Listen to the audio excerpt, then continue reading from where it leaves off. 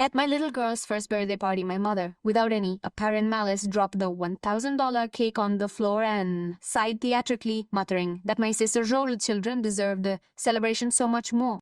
My father laughed and added that I had never made any real sacrifices for the family. When I opened my sister's gift, I discovered a box of expired candy with a note saying the kids wouldn't even notice. I remained silent. The next day, I canceled the $12,000 cruise I had paid for everyone.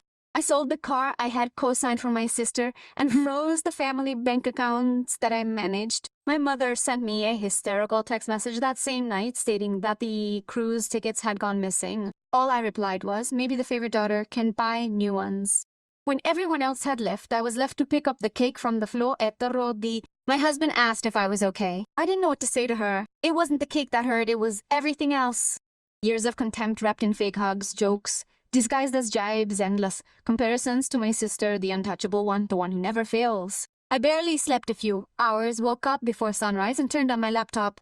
I reviewed statements, payments for the trip I had organized for everyone, advances, planned gifts. I looked at those numbers and understood something very simple. No one valued anything I did because I had never set a limit. By mid-morning, I had canceled the $12,000 cruise. I called the bank and froze the accounts I managed. In the afternoon, I sold the car that I was vouching for my sister without telling anyone. When my husband asked me what was going on, I told him it was time for each of us to bear our own burdens. He didn't try to stop me. He knew there was no turning back. That night, my mother wrote again that the tickets had disappeared, that they couldn't find the confirmation email, that they needed the information because they were already thinking about what clothes to take. I replied the same. Surely the golden daughter can buy others. Total silence. And for the first time in a long time, I felt peace. What I didn't imagine was that this decision would start a family war that would force me to face truths that I had avoided my entire life. The next morning, the family group was on fire. My mother had written a very long text full of exclamations and victimhood, that she couldn't believe that I was so mean, that the cruise was the only time of the year that we were all together, and that I was destroying it for a cupcake. My father added that this revealed my true colors. My sister put a laughing emoji. No one mentioned the thrown cake, or the expired sweets, or the years in which I had paid for trips, dinners, loans, and even the remodeling of their kitchen. It all came down to the fact that I was the bad guy who was taking away their free vacation. I didn't answer. I muted the group and spent the day playing with my daughter in the garden. I realized that I couldn't remember the last time I'd had a day like this without looking at bills, without dealing with financial emergencies, without hearing criticism about how I was raising my child or living. During the afternoon, my sister called. I didn't answer. She left an audio recording saying that she'd found out I was selling the car and that I was crazy because the loan was still in my name. I wrote to her that it had been paid off. She didn't insist again. 2 days later, my father showed up at home unannounced, ringing the doorbell as if it were still his. When I opened, he assessed me with that disappointing look, the same one he's given me since childhood. He said he wanted to talk, that things were getting out of hand. I didn't invite him in. I told him that if he came asking me for explanations, I had nothing to offer. He changed his tone instantly, saying that my mother had cried all night, that she was devastated, that he didn't understand how she could do this to her own family. I asked him if he had cried over the cake or over missing a paid trip. He was speechless for a second, and then mumbled that a grateful daughter doesn't question her parents. I felt the air drain out of me. That's when I understood everything. No matter what I did, it would never be enough. I asked him to leave and close the door. That night, I reviewed every penny I had put toward them in the last few years. Cruises, cars, renovations, temporary loans, expensive gifts, even hospital bills, all documented. It wasn't generosity, it was dependency. I had been their financial and emotional lifeline, and they had never respected me. I closed the computer and fell silent. My husband came in, saw my face, and asked me if I regretted it. I told him no, but that I felt something akin to mourning, not for them, but for the version of me that still expected them to love me. 3 days later, my sister uploaded a photo to social media of them drinking a cocktail on the beach with the caption, "You don't need a cruise to be happy, just people who truly love you." My mother filled the comment with hearts. My father wrote, "Proud of you." Dozens of likes from distant cousins and friends applauding their maturity. I looked at them without anger, only with a strange clarity. They had always been like that. I was the one living a lie. That night, while I was putting my daughter to sleep, I decided that I had to close the cycle for real, not just financially, but also emotionally and physically. The next day, I started looking for a house in another city. I found one in Austin, 8 hours away, smaller, but with a huge garden and lots of light. No one knew I was buying it. My husband supported it from the first minute. If that gave me peace, he'd come with me instantly. For a week, I pretended to be normal. Work, daughter, emails. But inside, I felt an unfamiliar calm.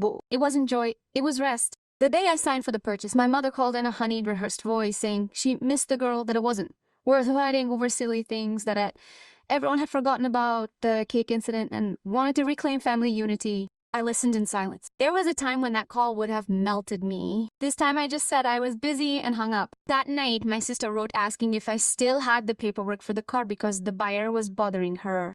I replied that everything was legal and closed. Her last message was almost a threat. "Mom, you're not gonna leave this like this." And she didn't. 2 days later, she called crying that my father had had a nervous breakdown because of me, that he felt betrayed, that he had already spoken to a lawyer to review the accounts I managed, and that I should come home alone to talk. My whole body tensed up, not because of the supposed lawyer, but because I recognized the usual script: drama, guilt, manipulation, and then acting as if nothing had happened. I told them to check whatever they wanted with their own documents, that I had everything registered, and that I would never set foot in that house again. He hung up without saying goodbye. That same night, we started packing. Just clothes, important papers, my daughter's toys, and a few photos. I left the furniture, the dishes from family dinners, the gifts they had given me. I didn't want anything that smelled like them. We left at dawn. My daughter was asleep in her car seat, hugging her stuffed rabbit. My husband drove quietly. At one point, he asked me if I was sure. I said yes, although what I felt was not security, it was need.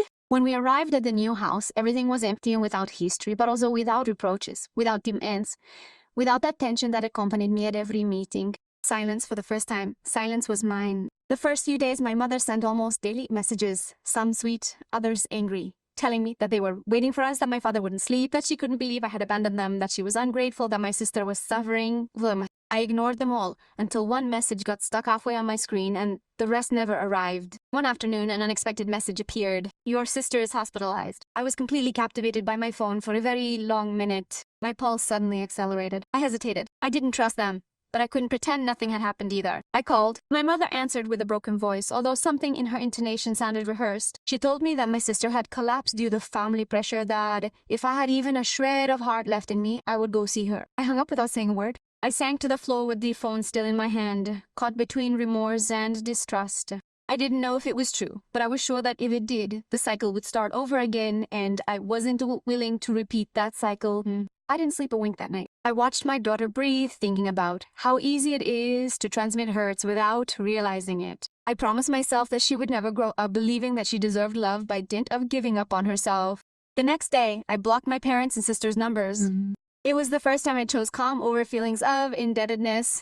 The first few days after the block were filled with a strange, almost uncomfortable silence. I woke up expecting alerts, angry messages, missed calls, nothing, not a single attempt. At first I felt empty, as if a part of me was missing, but over the weeks that emptiness turned into profound relief. I gave myself completely to my daughter. I watched her laugh, run around the yard, get dirt on her hands, and I wondered how I had been able to live so many years in tension while she was growing up.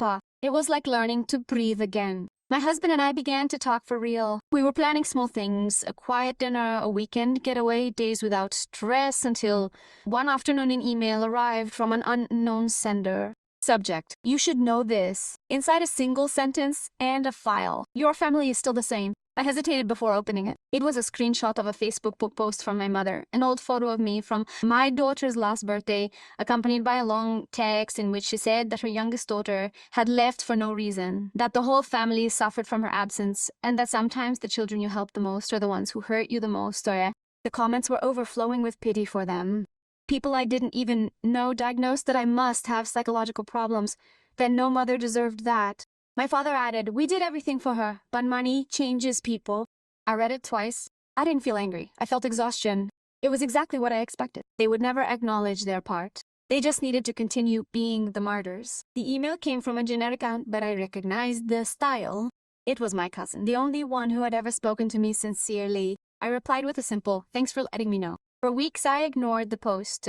I didn't want to get caught up in her drama, but one day a recent neighbor told me that an elderly, elegant woman with the same last name as me had been asking around the neighborhood, claiming to be my mother. I was shocked. I hadn't expected them to look for me. Whether they had found my new address was another story.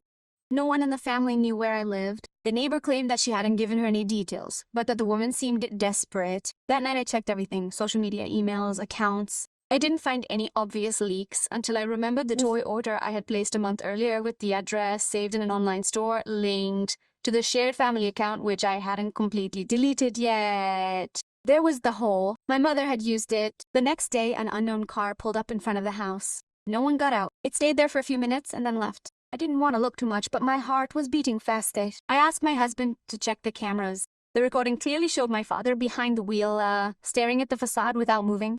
That same night, my daughter started to have a high fever. We had to go to the emergency room. While we were waiting, a message arrived from a new number.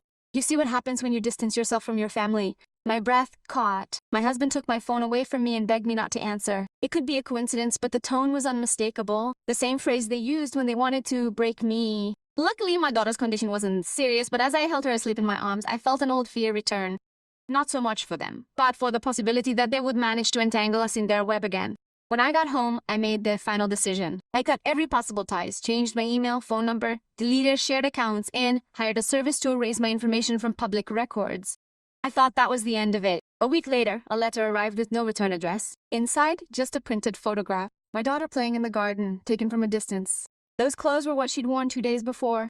From afar, you could see the new house's white fence. No note, just the image. I stared at the envelope, my stomach churning. My husband turned pale when he saw it. There was no need to ask. We both knew who had done it. We went to the police station with the letter, the anonymous message, and the footage from my father's car.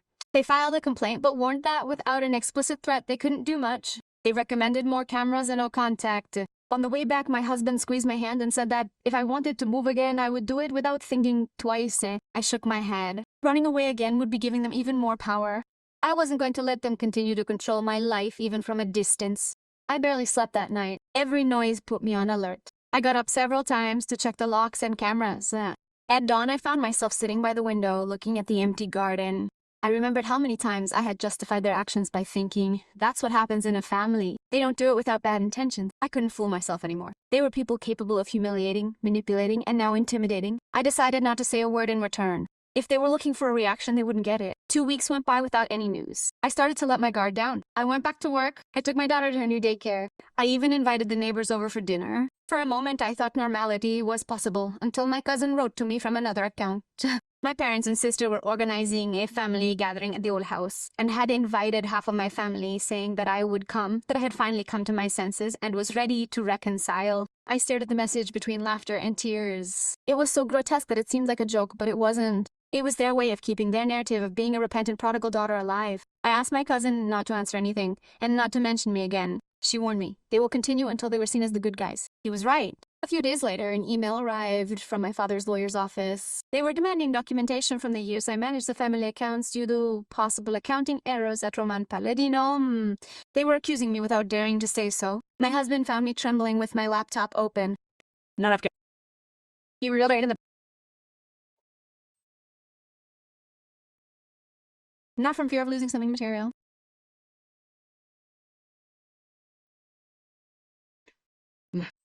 I sobbed quietly that night so my daughter wouldn't hear me. It had never crossed my mind before. It had never crossed my mind before so that my daughter wouldn't hear me. The following day, I found my own lawyer. The next day, I found... He went through it. Not only was I clean, but I could countersue for defamation and harassment.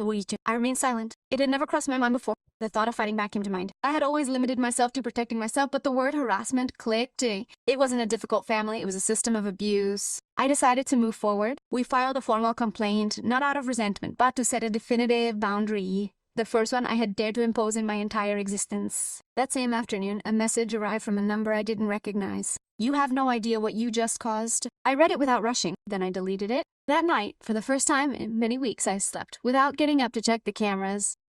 I still had no idea that the worst was yet to come.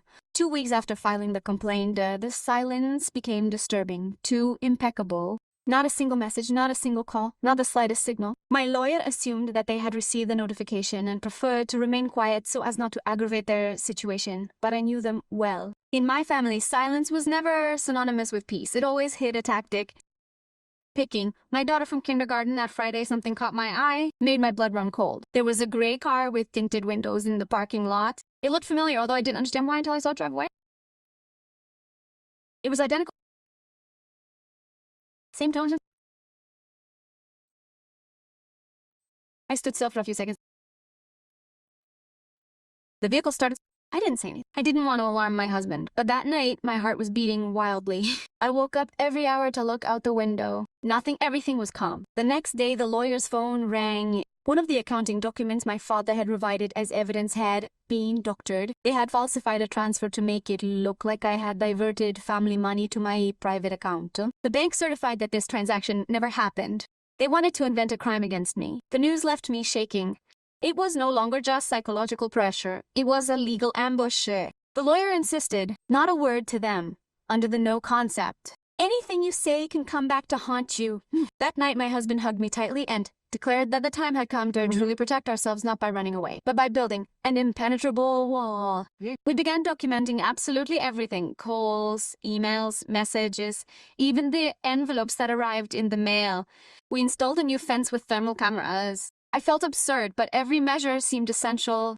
A few days later, an email appeared in my personal inbox with no subject or text, just a photograph. My parents and sister were smiling in a living room. On the table behind them was my cake. The cake that had been destroyed. They had reproduced it exactly the same design, same name as my daughter, and most disturbingly, the three of them were cutting it together.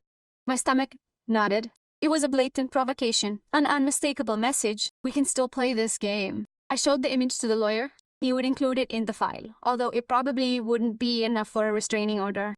Nonetheless, he requested I continue recording each detail. Inside, I was exhausted. I didn't want any more wars. I just wanted them to stop. That night, as I tucked my daughter in, she suddenly asked me about her grandmother. She hadn't done so in months. She said she had dreamed about her and that she was giving her a cake. I swallowed hard and told her that her grandmother lived far away and that we wouldn't see her for a long time. After she slept, I went to the yard. I looked at the lights of the neighboring houses and tried to remember what it felt like to belong to a family without fear. I thought about all the versions of me that had been disintegrated over the years. The submissive daughter, the one who carried the guilt, the one who believed that harmony depended on pleasing everyone. That woman no longer existed. My husband came out with a blanket and sat next to me. He told me that the lawyer had detected another attempt to break into our joint bank accounts using an old password. They were unsuccessful, but the IP was registered in our same city. That's when I understood that they hadn't given up. They had gotten closer. Next Monday, I visited the station and my pal.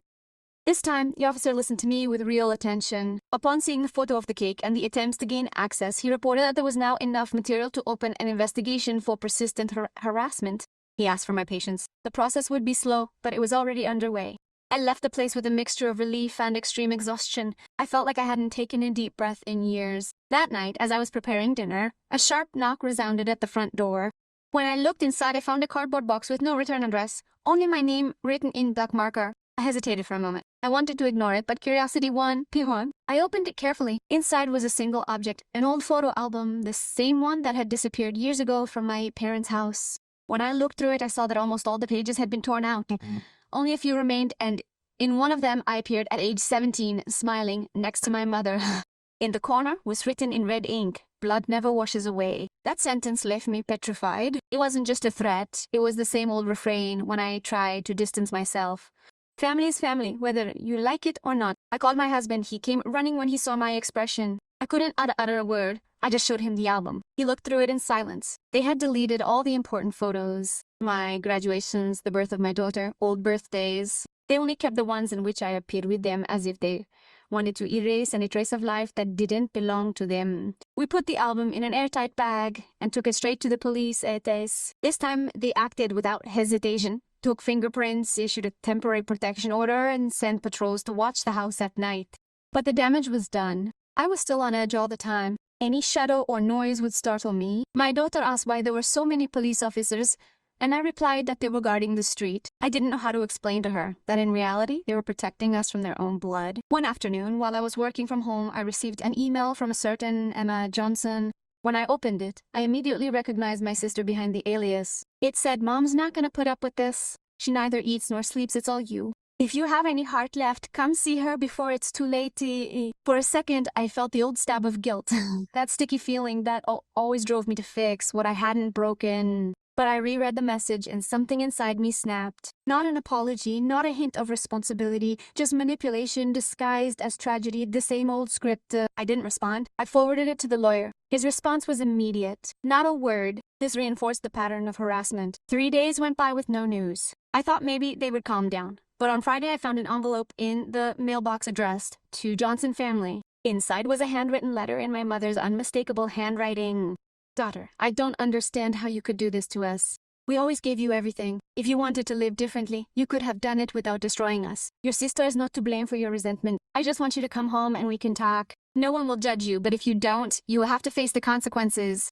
That last sentence cut me off. It wasn't a plea. It was a threat, wrapped in velvet. That same night, the case officer reviewed the recordings.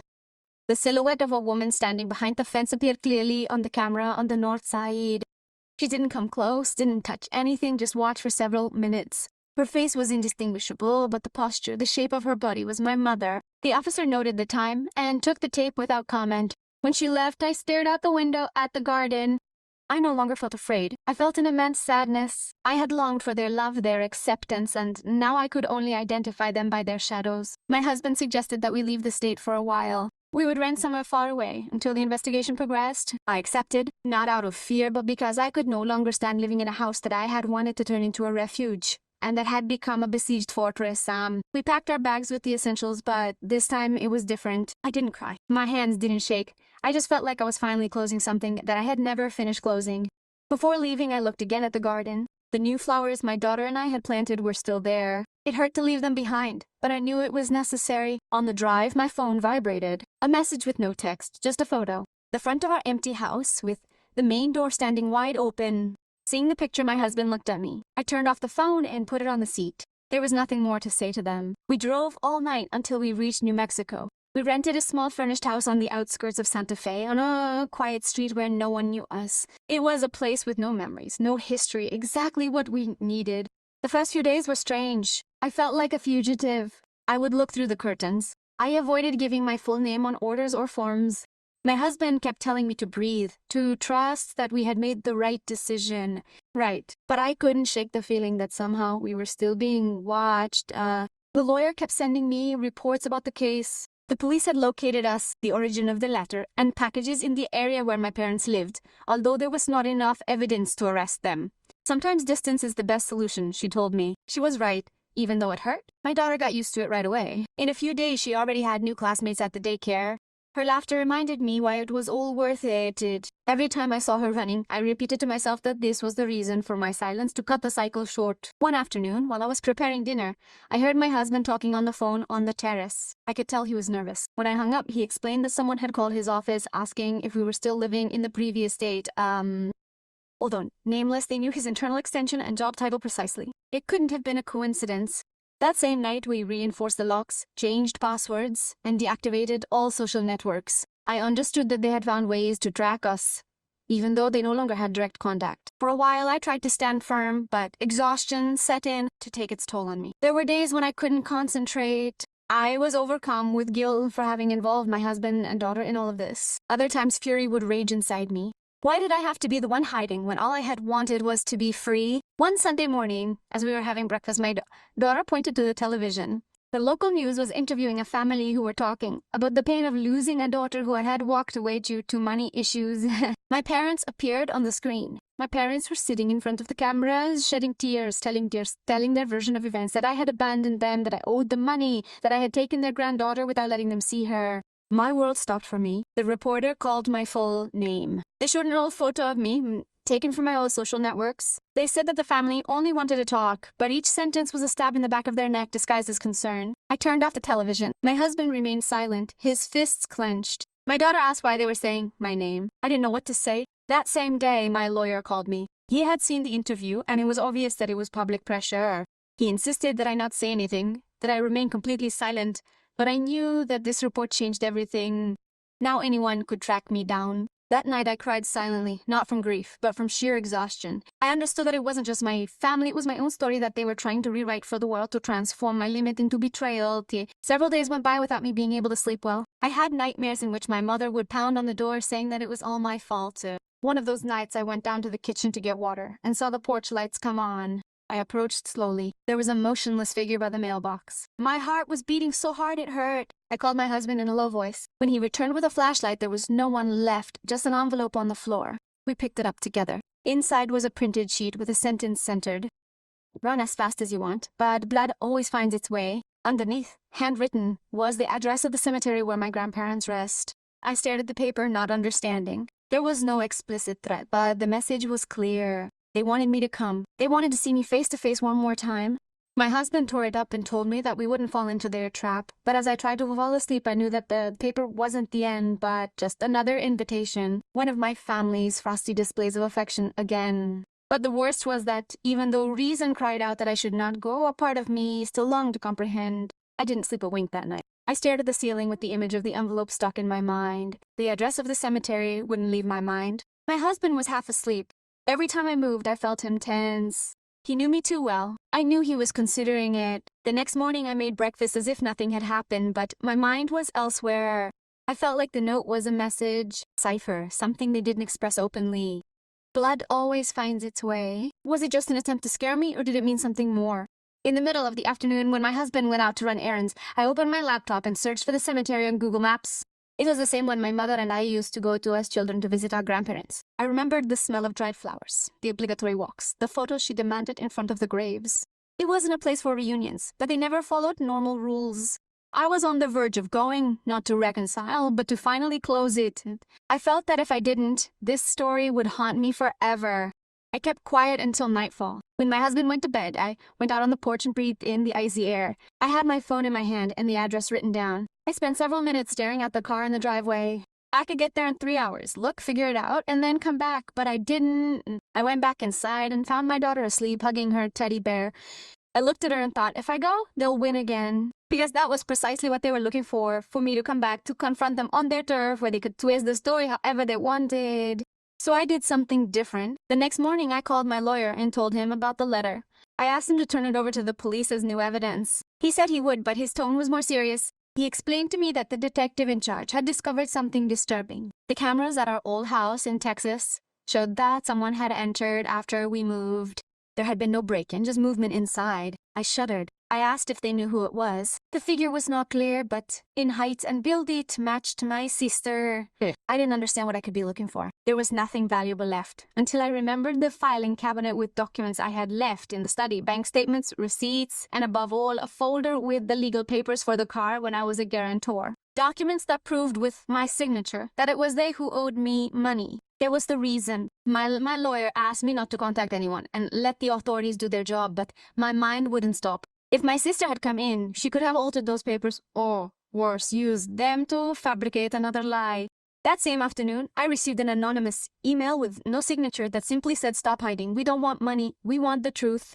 It was the same phrase my mother used to force me to confess things I hadn't done. As a teenager, she would make me repeat the truth until I said what she wanted to hear. Seeing those words again turned my guts. My husband wanted to go straight to the police, but something in me knew that with them, a complaint wasn't enough. It was a cycle that couldn't be broken with paperwork. It would be broken when I said what I had never allowed myself to say. I am no longer part of you. That night, I wrote a letter, not to send it, but to free myself. I told them everything I had kept hidden, how they made me feel small, how their approval was an unattainable coin, how their love always came with conditions. I wrote until my wrist hurt. Then I put the sheet of paper in a wooden box, taped it shut, and told my husband that I would only send it if they contacted me again. That would be my last word. 2 days later, as I was dropping my daughter off at daycare, I noticed a car parked on the other side of the street. It wasn't the same one as before. This one was white, new, with license plates from a neighboring county. I didn't think much of it until, on my way home, the same vehicle drove slowly past the entrance. The driver didn't look at me, but I knew he was watching me, and then I saw it. Taped to the dashboard was a pink balloon identical to the one I had used at my daughter's first birthday party. The pink balloon was what broke me, not because of the object itself, but because of what it represented. They had brought the past to my doorstep once again. They weren't looking for dialogue, justice, or reconciliation. They merely wished to remind me that they could still catch up. I went in, shaking, drew all the curtains, locked the doors, and called my husband. He arrived in less than 20 minutes. When I told him, he didn't ask for details, checked the cameras, and silently called the police. That night, a police car stopped in front of the house.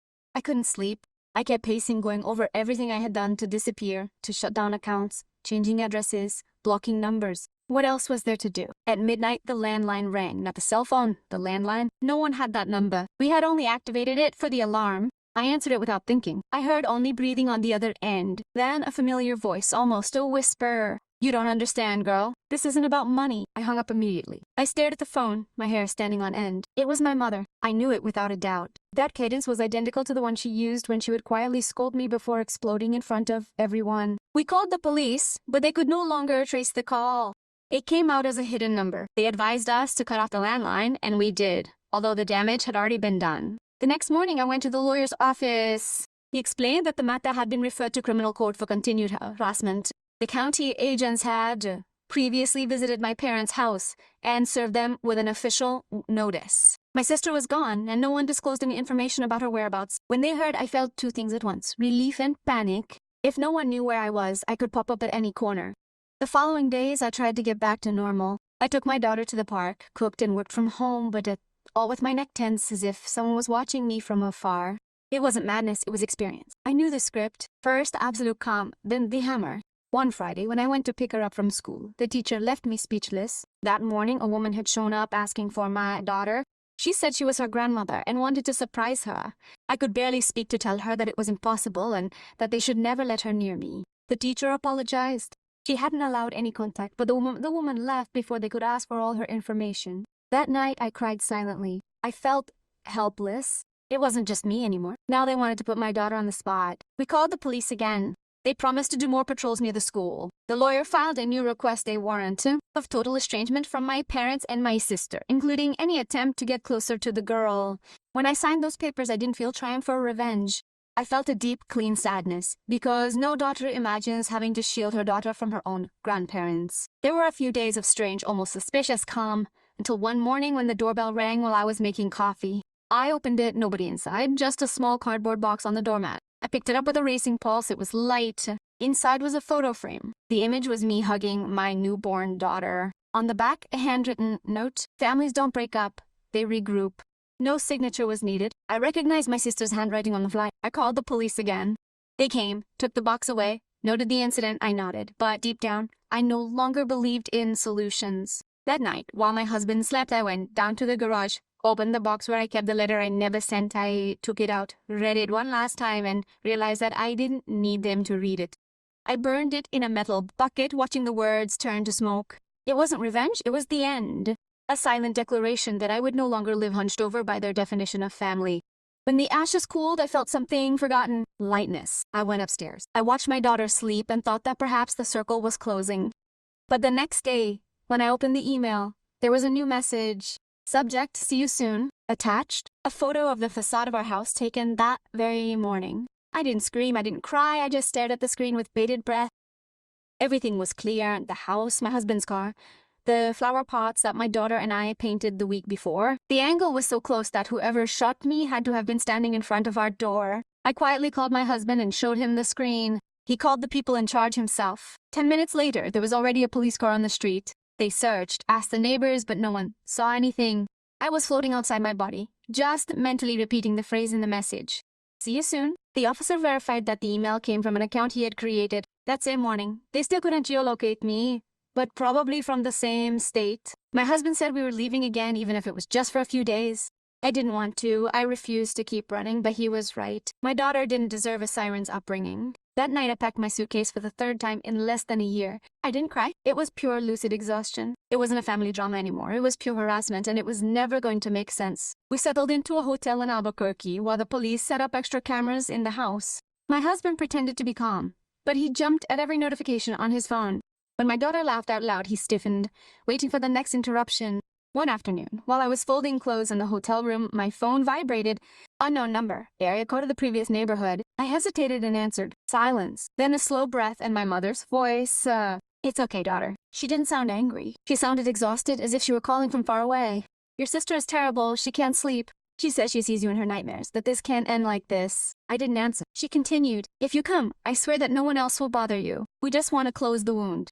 We don't want money, just to see you. We'll let the rest go. I hung up. I stood there shaking for a long time. I didn't know if it was true or another trap, but I had already paid too much for believing her stories. I spoke with my lawyer. He told me to record everything and not to pick up any strangers.